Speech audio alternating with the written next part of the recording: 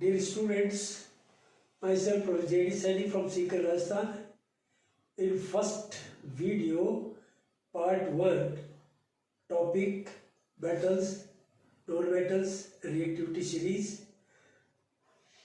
Now, I will discuss the second part of this lecture. Now, metals form alloys. Alloy formation is the important property of metals. Why alloys are important?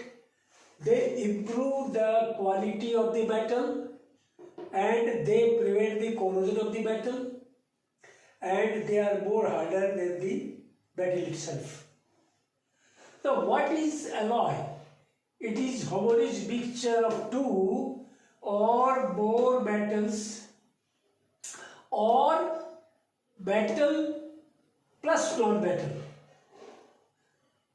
अर्थात समांगी मिश्रण होता है दो या अधिक धातु का या धातु या अधातु का। मैं इसमें केवल इंपॉर्टेंट फीचर्स टू हाईलाइट कि why they are necessary in daily life, इसमें 2-3 एग्जांपल देता हूँ। ब्रास, जिससे very common, it is alloy of copper and zinc. Bronze, जैसे कांस्य पदक, जैसे गोल्ड मेडल, सिल्वर मेडल और ब्रॉन्ज मेडल देते हैं ना, तो ये है दो मेटल्स है इनमें। इसके अंदर 3 मेटल्स वाला जर्मन सिल्वर, बहुत सारे हैं लेकिन ये इंपॉर्टेंट है और मैंने डेरिवेटली इसको ये लिया है कि ये नकली चांदी है। नकली चांदी जैसा दिखता है, इसमें बहुत से इंपॉर्टेंट सजावट वाले बर्तन भी बनाए जाते हैं चांदी के, नकली चांदी के, और कई आर्थिक रूप से वीकर सेक्शन की जो औरतें हैं वो पाजेब के रूप में, डुप्पू जिसको बोलते हैं, वो नकली पाजेब के रूप में पहनते हैं। And that is alloy of निकल कॉपर जिंक, जिसमें 50%, 25% ये है। और इसमें ये कंपटीशन में कई बार सवाल पूछा जाता है कि जर्मन सिल्वर में कितना परसेंट सिल्वर होता है, तो इसमें सिल्वर 0% होता है। तो that point of view it is important. Now alloy of metal and non metal, तो I will quote here one example. वैसे तो आयरन और कार्बन का भी होता है जिसको सिमेंटाइट बोलते हैं, लेकिन ये इंपॉर्टेंट है Fe प्लस फास्फोरस, फेरोफॉस्फोरस, जो कि न्यूक्लियर रिएक्टर के अंदर, nuclear reactor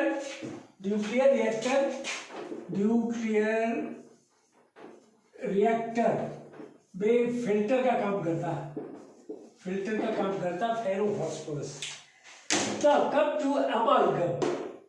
It is also an alloy, but it is special with mercury. जब कोई भी मेटल मरकरी से एलॉय बनाता है तो उसको हम अमलगम बोलते हैं और प्रोसेस को अमलगमेशन बोलते हैं। अमलगमेशन, जैसे sodium amalgam, mercury amalgam, zinc amalgam, ऐसे कॉपर अमलगम। तो ये क्यों बनाए जाते हैं?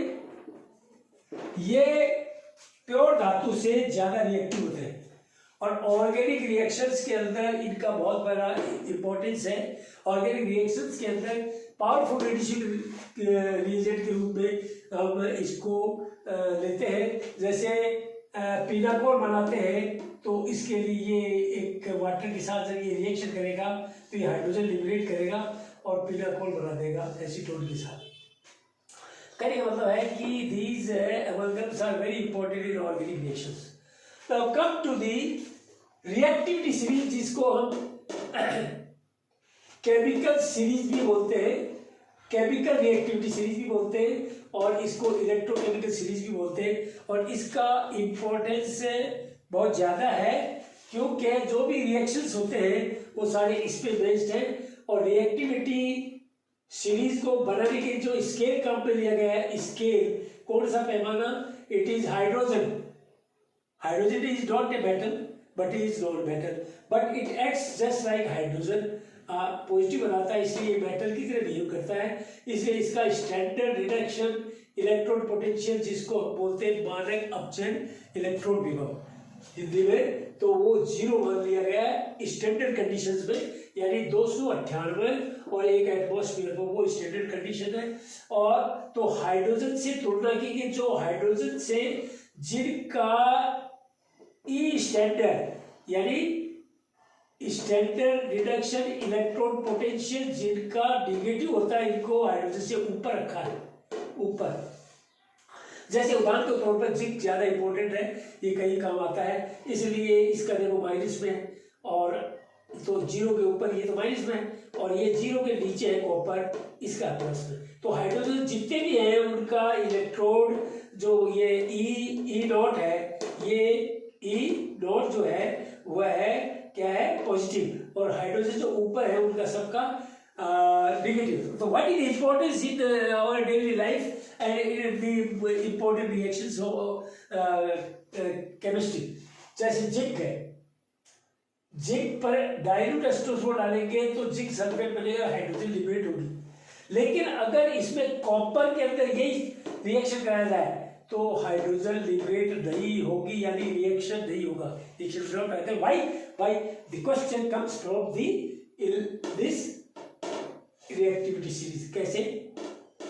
तो पहली बात तो ये रिएक्टिविटी सीरीज है क्या चीज, तो इसकी डेफिनेशन है a list of metals, a list of metals या बैटल्स ऐड करना है, a list of metals arranged in decreasing order of reactivity. अगर हम बैटल्स को उनकी क्रियाशीलता के क्रम पे व्यवस्थित कर दें डिक्रीजिंग ऑर्डर में, तो ये रिएक्टिविटी सीरीज बन जाती है। तो इनकी रिएक्टिविटी जो हाइड्रोजन से ऊपर है ना, उनकी रिएक्टिविटी बहुत ज़्यादा है, और सबसे ज़्यादा रिएक्टिविटी इसकी है, उसके बाद इसकी है, और जो हाइड्रोजन नीचे है उनकी रिएक्टिविटी बहुत कम है। तो ये लिस्ट रिएक्टिव है। तो आप सोने को, प्लेटिनम को पानी में रख सकते हैं, कुछ असर नहीं होगा, और एसिड बेस का भी ऑर्डिनरी कंडीशन में कोई असर नहीं होगा। अब ये जो है इसको याद करने का जेडी मंत्र to learn this reactivity series is lithium, potassium, calcium, barium, sodium, फिर मैग्नीशियम, एल्यूमिनियम, जिंक और chromium, iron, lead, hydrogen, copper और मरकरी जिसको हम लैटिन में हाइड्रार्जियम बोलते हैं, और सिल्वर जिसको लैटिन में अर्जेंटम बोलते हैं, और गोल्ड जिसको हम लैटिन में ओरम बोलते हैं, और सोडियम को नेट्रियम बोलते हैं, पोटेशियम को केलियम बोलते हैं। अब इस आधार पर इसका जेडी जो ट्रिक है, जेडी मंत्र जो है तो याद करने का है, लीना क्यों कैसे बाहर नहीं, मेरे अलावा जिंदगी कड़वी, कड़वी का मतलब क्रोमियम, जिंदगी से जिरकोनियम, फिर ये फेरस से फिर प्रभु प्लम्बस, लैटिन वर्ड है पीबी के लिए प्लम्बस, पी और ये डी ले लिया, प्लम्बस हो गया। तो प्रभु है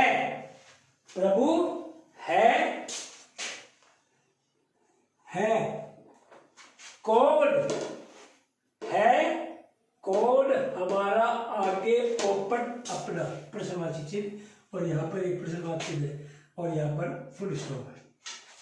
तो कहने का मतलब ये है कि इसको ऐसे याद कर लीजिए आप, और इस फार्मूले से, और इसका जवाब ये दे देगा। ये क्वेश्चन एग्जाम में पूछा जाता है, पीएमटी में, 10वीं में, 11वीं में, 12वीं में, और टीचर सिलेक्शन में, आदि में, कई कंपटीशन में, आरएस वगैरह में। तो ये है arrange in the increasing order of reactivity, या कभी कभी यह आ जाता है डिक्रीजिंग लिख देते हैं, तो हम उसके हिसाब से आंसर दे देंगे। तो जैसे ये है 1 2 3 4 5 6 7, कंपटीशन में ज्यादा आ जाते हैं, 10वीं में सिर्फ इनमें से 3 ही मेटल जनरली 10वीं 11वीं में ही आते हैं, और बड़ी कंपटीशन में ज्यादा आ जाते हैं। तो इसकी ट्रिक ये है, देखो ये क्वेश्चन आया, ये क्वेश्चन ऊपर का, अब इसका आंसर ये है, इसके हिसाब से ये सबसे ज्यादा, इसको ये कौन सा ऑर्डर है, इंक्रीजिंग ऑर्डर है, यानी ये सबसे कम रिएक्टिव है और ये सबसे ज्यादा रिएक्टिव है। तो इसको कैसे याद करेंगे, इसके हिसाब से देखिए, लीना दही है, फिर क्यों, ये क्यों आ गया, फिर आगे देखो ये भी नहीं है, ये भी नहीं है, फिर दही, तो ये दही आ गया, फिर आगे चलिए बेरे, तो ये मैग्नीशियम आ गया, फिर अलावा, ये अलावा एल्यूमिनियम आ गया, उसके बाद में देखो ये है ही नहीं, फिर देखिए फिर ये आ गया, फिर हाइड्रोजन पी भी नहीं है, हाइड्रोजन नहीं, फिर ये कोड ये आ गया, और लास्ट में ये भी नहीं है, ये है, Ag आ गया। तो इस तरह से वी कैन आंसर, कितना बड़ा मतलब हो तो उसका आंसर हम दे सकते हैं, इसीलिए तो ये that's why it is very useful. Thus, come to non metals and धातु। हाइड्रोजन हीलियम को छोड़कर सभी नॉन मेटल्स पी ब्लॉक में आते हैं। अब नॉन मेटल्स की एलिमेंटल स्टेट को देखें तो हम इनकी एटॉमिसिटी के बारे में बात करते हैं, परमाणुकता कितनी होती है। तो जितने भी रेड गैसेस हैं जिनको ग्रुप 18 में है, उनकी वो सब के सब मोनोएटॉमिक होती है। उनके ये कभी भी हाइड्रोजन की तरह हीलियम 2 नहीं बनाएगा। जैसे हाइड्रोजन होता है ना H2, तो हीलियम 2 नहीं बनेगा, अर्थात ये है हीलियम के रूप में रहेगा। इसके एक मॉलिक्यूल में एक एटम होगा, इसलिए इनको मोनोएटॉमिक बोलते हैं, एक परमाणु गैस। तो द्विपरमाणु गैसेस में क्या है कि हाइड्रोजन कभी भी H के रूप में नहीं मिलेगी, H2 के रूप में मिलेगी। नाइट्रोजन कभी भी N के रूप में नहीं मिलेगी, यानी एटम के रूप में नहीं मिलेगी। तो इस ये ऑक्सीजन इस रूप में मिलेगी, फ्लोरीन H2Cl2 इस रूप में मिलेगी। तो ये कहलाती है डाइएटॉमिक गैसेस, और इनकी एटॉमिसिटी 2 है। ट्राई एटॉमिक, जैसे ओजोन जो है ना, ऑक्सीजन ये एलोट्रॉप है, तो ये क्या है कि ओजोन के रूप में पाया जाता है। इसका मतलब 1.5 गुना ऑक्सीजन इसमें है ओजोन के अंदर। तो ऑक्सीजन से ही O3 बनता है, वो that is a separate method, ozonizer method कहलाता है वो। अब है पोलोएटॉमिक, तो पॉली एटॉमिक के जो नॉन मेटल्स हैं उनमें एक तो जैसे फास्फोरस है, इसकी एटॉमिसिटी 4 है, और सल्फर की 8 है। तो फास्फोरस वैसे कई रूपों में पाया जाता है। फास्फोरस के कई एलोट्रॉप्स हैं, लेकिन उनके अंदर मतलब ज्यादातर बाद में, इसके बाद में डिस्कस करेंगे सल्फर के और फास्फोरस के बारे में। लेकिन इनमें स्पेशल टाइटल्स टू ग्रुप 16, 17 और 18 ये पी ब्लॉक में आता है। 16, 17, 18 ये पी ब्लॉक में आता है। तो इसके अंदर इसको ग्रुप 16 को चैल्कोजेन नाम दिया गया है। चैल्कोजेन का मतलब है अयस्क निर्माण करने वाली तत्व है। जैसे बॉक्साइट है, उसका सूत्र होता है Al2 3XS2, तो उसमें ऑक्सीजन है तो वो और है मतलब बॉक्साइट, उसमें ऑक्सीजन। ऐसे ही कॉपर पायराइड्स है, इसमें सल्फर है। आयरन पायराइड्स है, इसमें सल्फर है। ये जैसे कॉपर सल्फाइड, इसमें सल्फर है। तो ये कहलाते हैं चैल्कोजेंस। तो ऑक्सीजन वाले और सल्फर वाले जो कंपाउंड्स होते हैं, मतलब कंपाउंड भी ओर्स होते हैं, और उसकी वजह से इनका नाम ग्रुप 16 वालों को चैल्कोजेन कहा गया है। ये स्पेशल टाइटल है इनके लिए। और 17 वालों को फ्लोरीन, क्लोरीन, ब्रोमीन, आयोडीन, इनको हेलोजेंस कहा गया है। हेलोजन का मतलब नमक बनाने वाले, सॉल्ट फॉर्मिंग। और इनको बोला गया एरोजेंस, कि शुरू में डियोड, आर्गन वगैरह ये एयर में पाई गई थी, इसलिए इनको एरोजेंस बोलते हैं। Now title, special title for non metal hydrogen and fluorine. Hydrogen को बोलते हैं आवारा, और अंग्रेजी बोलते हैं notorious element of the periodic table. तो कुछ चलिए पूछते हैं विच इज, जैसे क्वेश्चन अचानक पूछ लिया, आप पीरियडिक टेबल पढ़ी है तो पढ़िए, तो बताइए notorious element of the periodic table कौन है? तो इट इज हाइड्रोजन। नोटोरियस या वांडरिंग, वांडर का मतलब है इधर उधर घूमना, तो आवारा ही टाइप। तो ये कारण क्या है कि ये H पॉजिटिव बनाता है, H नेगेटिव बनाता है, जबकि सोडियम केवल Na पॉजिटिव ही बनाएगा, और एल्यूमिनियम केवल Al+3 ही बनाएगा। तो लेकिन ये जो है ना दोनों बनाता है, इसका मतलब ये ग्रुप फर्स्ट में भी है, यानी सोडियम के साथ, और ये ग्रुप 7वें में भी है फ्लोरीन, क्लोरीन के साथ। जैसे क्लोरीन नेगेटिव बनाता है, वैसे हाइड्रोजन नेगेटिव बनाता है, इसलिए इसका नाम कहा गया है notorious element of the period, क्योंकि एक फिक्स पोजीशन नहीं है इसकी, इसलिए। इसी तरह से फ्लोरीन, जिसकी हाईएस्ट इलेक्ट्रोनेगेटिविटी है स्केल के अंदर, और इस जो कि बहुत ज्यादा रिएक्टिव है, इसलिए इसका स्पेशल टाइटल दिया गया ब्लैक शीप, अर्थात कपटी तत्व। तो पीरियडिक टेबल का ब्लैक शीप कौन है? इट इज फ्लोरीन, क्योंकि ये किसी भी चीज को नहीं छोड़ता। ये वाटर को कोल्ड कंडीशन में ब्रेक डाउन कर देगा, वैसे वाटर को बिजली पास करके तोड़ सकते हैं हाइड्रोजन और ऑक्सीजन साधन में, या कोई सोडियम वगैरह डाल करके या कोई पीस डाल करके तोड़ सकते हैं। लेकिन ये फ्लोरीन कोल्ड कंडीशन में तोड़ देगा इसको, और ऑक्सीजन लिबरेट कर देगा। इसका मतलब फ्लोरीन इज वेरी रिएक्टिव, इसलिए इसको एक स्पेशल नाम दिया गया ब्लैक शीप। तो कम टू द फास्फोरस।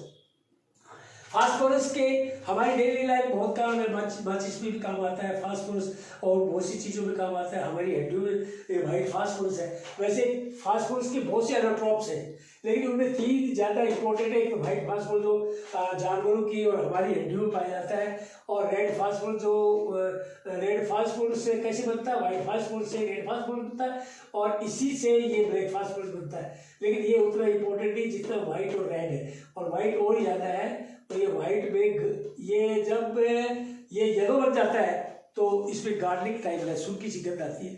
तो येलो और वाइट तो एक ही बात है, लेकिन ये किस रूप में पाए जाते हैं, चाहे ये हो चाहे ये हो चाहे ये हो, ये P4 की अवस्था में पाए जाते हैं। किस अवस्था में पाए जाते हैं, P4। एक क्वेश्चन आता है फर्स्ट ईयर सेकेंड ईयर या कंपटीशन के अंदर, या और मतलब यूनिटी के भी, नाइट्रोजन और फास्फोरस को एक ही ग्रुप में है, ग्रुप 15 में।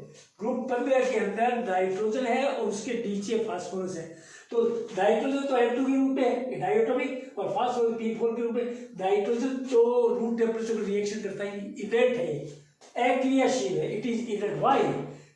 और ये फास्फोरस बहुत ज्यादा रिएक्टिव है, वाई? तो इसका जवाब है कि ये इनर्ट इसलिए है, ये इनर्ट क्यों है, नाइट्रोजन N2 इनर्ट क्यों है, क्योंकि इसकी बॉन्ड एंथैल्पी, इसमें ट्रिपल बॉन्ड है, इसकी बॉन्ड एंथैल्पी बहुत ज्यादा हाई है, इस कारण से ये इनर्ट है रूम टेम्परेचर में। जबकि फास्फोरस जो है ना, फास्फोरस जो है ये टेट्राहेड्रल के रूप में है, और ये एंगल 60 का है, ये एंगल 60 का है, इसलिए ये टेट्राहेड्रल के रूप में है, पी पी पी पी। और ये टेट्राहेड्रल डिस्क्रीट होते हैं। डिस्क्रीट का मतलब है कि ये 1 2 3 ऐसे परतें होती है। तो टेट्राहेड्रल की परतें, तो उनके बीच में वीक वाटर वाल फोर्स होते हैं टेट्राहेड्रल और टेट्राहेड्रल के बीच में, और एंगुलर स्ट्रेन है, तो इस कारण से ये रिएक्टिव है। तो रिएक्टिव का कारण क्या है, एंगुलर स्ट्रेन, कोणीय विकृति, और दूसरा जो P4 यूनिट्स है, P4 यूनिट्स के बीच में दुर्बल वाटर वाल्व होते हैं, वो टूट जाते हैं। इसलिए मतलब ये बहुत ज़्यादा रिएक्टिव है, और ये आग पकड़ता है क्योंकि इसका ज्वलन बिंदु 31 डिग्री सेंटीग्रेड है। तो गर्मियों में जब 35 डिग्री हो, 40 डिग्री हो, तो मतलब ये रिएक्शन कर लेता है फास्फोरस पेंटॉक्साइड, फिर वो पॉलीमराइज होकर के P4O10 बना देता है। इसमें एक इंटरेस्टिंग बात बताता हूँ, केमिकल घोस्ट, भूत, ये रासायनिक भूत क्या, ये स्पेशल फीचर देख रहे हैं इसका, स्पेशल, ये इस लेक्चर की या इस वीडियो की ब्यूटी है। केमिकल घोस्ट क्या है, कई बार क्या होता है कि बड़ा जानवर मर जाता है, जैसे ऊंट है या कोई मतलब भैंस है, तो उसका मांस तो जानवर खा जाते हैं, बचता है हड्डियां, जब हड्डियां मतलब सूख जाती हैं तो उसमें से गर्मियों में फास्फोरस बाहर निकलता है तेजी से। तो जैसे आप सुनसान जगह में घूमने गए, रात का टाइम है 12 बजे का, और अचानक आप वहाँ से निकल रहे हैं और गर्मी का टाइम है, तो वो फास्फोरस का बड़ा लंप, ढेर का ढेर 2 किलो जल करके ऊपर आग की तरह जाता है 50 फीट की हाइट तक, तो आप सोचते हैं भूत आ गया। तो ये भूत नहीं है, ये केवल करिश्मा ऑफ केमिस्ट्री ऑफ फास्फोरस है। इसका ऑक्सीडेशन होता है क्योंकि इसका ज्वलन बिंदु कम होता है, तो गर्मी में ऐसा होता है। तो ये रासायनिक भूत है और कुछ भी नहीं, खाली ये अंधविश्वास की बात है। Now come to again more important thing, कई बार फिल्म शूटिंग में जैसे मान लिया वर्षा का टाइम भी है और बादल दिखाने और किसी गाने का संगीत मतलब वो फिल्म शूटिंग करनी है गाने के साथ और बादल भी दिखाने हैं, तो उसके अंदर फास्फोरस को जला करके और गहरे बादल पैदा करते PO10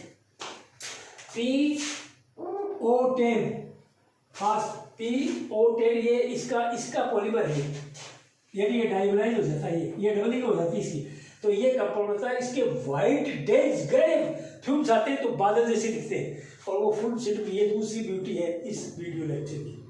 तो come to the sulphur, sulphur में है वो H2 के रूप में नहीं पाई जाती, सल्फर H2 के रूप में जरूर पाई जाती है, लेकिन H2 गैस रूप में ही स्टेबल है, गैस लिक्विड में नहीं है, और ये सॉलिड में भी स्टेबल नहीं है।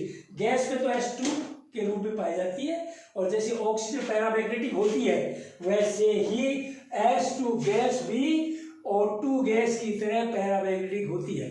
और जैसे ही आप ये लिक्विड में आएगी या सॉलिड में आएगी तो ये S8 में कन्वर्ट हो जाएगी और ये इसका स्ट्रक्चर जो कि पकड़ रिंग है, तो ये क्राउन टाइप जैसे कोई ताज पहना हो सिर के ऊपर वैसा है। अब एक नई चीज इसके बाद में सल्फर के बारे में एक ग्लांस शब्द आता है। ग्लांस का मतलब होता है चमक। तो ग्लांस से केवल उन ओर्स के लिए मिनरल्स के ही काम आएगा जिसपे सल्फर होगा, क्योंकि सल्फर चमक मारती है। जैसे फूल्स गोल्ड कल बताया था ना, तो ये देखिए इसका नाम है silver glance.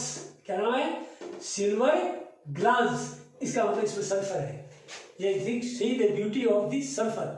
Now copper glance, इसका नाम है कॉपर ग्लांस। ग्लांस का मतलब चमक है इसमें। और ये इसका जो पत्थर है, इसका जो मिनरल है वो चमकता है दूर से, और उसका कारण क्या है कि इसमें सल्फर है।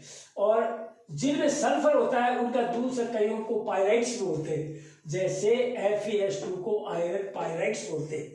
पायराइट्स जहां भी शब्द आएगा इसका मतलब वहां सल्फर है। ये एक टाइटल के रूप में मान लीजिए, स्पेशल टाइटल। और जहां भी जैसे ये है copper pyrites, copper iron pyrites, तो ये बेन और है कॉपर की, तो ये पायराइट्स या ग्लांस जहां भी होगा वहां तुरंत आपके दिमाग में छप जाना चाहिए कि इसमें सल्फर है, इस mineral. So this is all about the lecture. Now third part of this lecture will follow very soon.